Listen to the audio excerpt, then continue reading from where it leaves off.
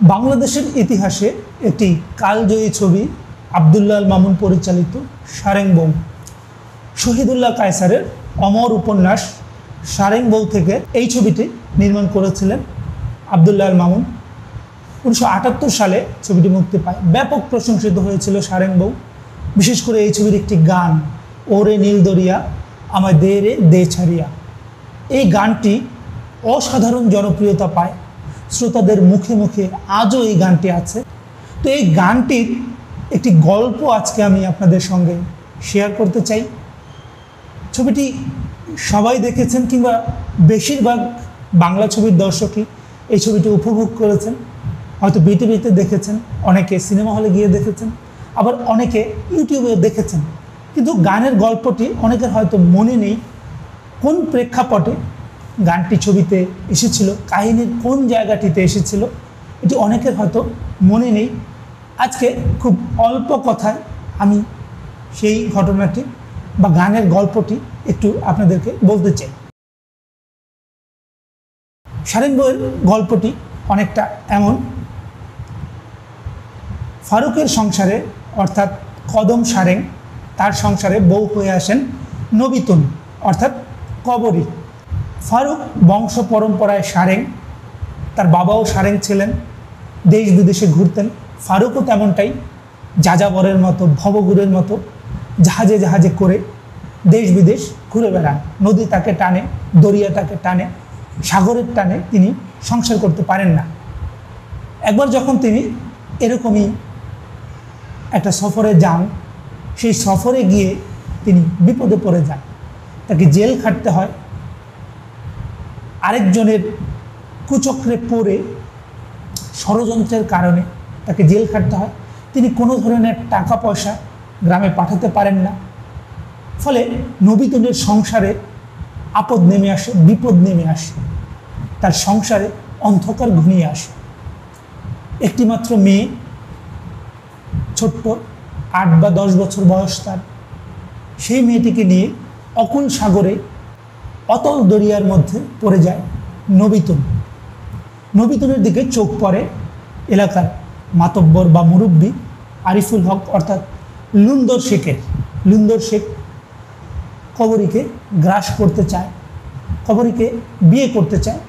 গ্রামের এক কুটনি বুড়ির মাধ্যমে প্রস্তাব পাঠায়, কিন্তু কবরী সেই প্রস্তাবে সাড়া দেয় না। এদিকে তার সংসারে অভাব, টাকা পয়সা আসে না, কারণ ডাকঘরে যে টাকা সারেং, অর্থাৎ কদম সারেং ফারুক পাঠান, সেই টাকা কবরী পর্যন্ত আসে না।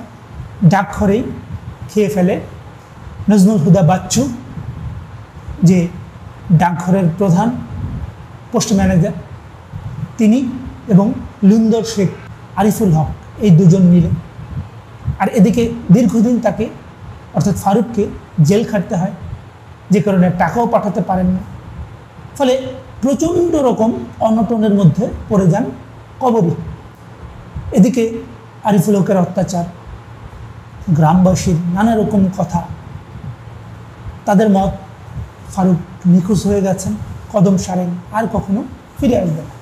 কিন্তু নবিতুন কবরী এই কথা মানতে চান না। তিনি শাক, লতা পাতা, শাপলা যা পান তা খেয়ে কোনো রকমে বেঁচে থাকেন। তার সংসারে যা কিছু ছিল, ঘুটি বাটি বদনা যা কিছু ছিল, সব বাজারে বিক্রি করে দিয়ে কোনো মতে মেয়েকে নিয়ে সংসারে টিকে থাকে।